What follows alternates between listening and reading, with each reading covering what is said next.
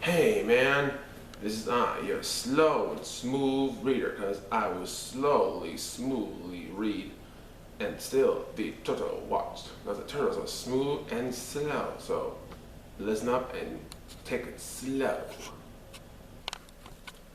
Long ago, when the eagles still built their nest on the cliffs by the river, an old man and his grandson stood beside a large rock.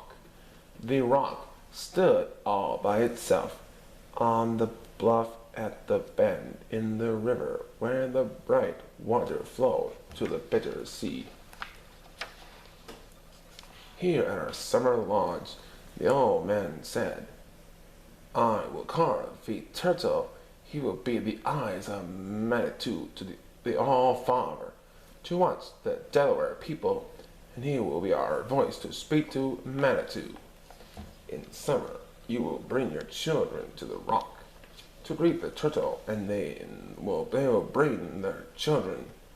And Manitou, bless our land with plenty, our people with straight bodies and strong arms, and peace shall reign beside our fires.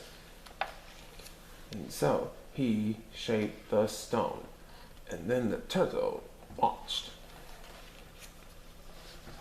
He watched the green summer turn to the gold of autumn. He watched the gold of autumn become the white of winter. He watched the white of winter give birth to the flowers of springtime. And summer came again. The turtle was happiness in summer. For then the children came, and then their children, and then their children's children's children. Year followed year, the great bear chased the little bear round and around the northern sky.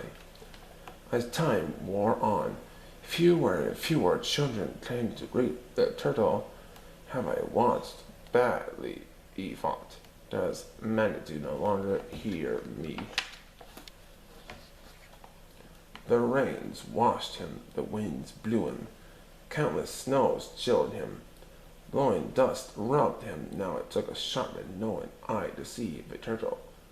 Then one day strangers came.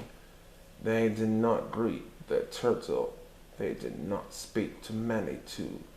Their axes shot and killed the forest. Their shouting drowned the lark's bright music. The turtle watched, but did not understand. He watched as stranger followed stranger followed stranger. He watched white water turn to brown. He felt the air grow heavy. He heard strange growling noises, still the song of birds. At night, new lights glowed near the ground. They dimmed the stars of Manitou. The little turtle grew very sad. Why do I watch, he thought. Why do I speak to Manitou when Manitou no longer hears me? The air is dark and dirty, the stars are dim. The noises hurt my ears. My children have not come for many times, many moons. In the night the turtle wept. One day some boys came near the rock. They stopped and pointed. The turtle's heart beat faster.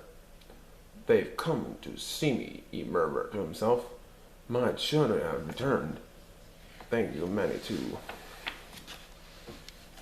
He watched them as they capered around him. Black boxes on their shoulders blared loud noise that hurt the turtle's ears. They pointed shiny round things at him. The turtle heard a hiss. He saw a shining arc of color leap toward him.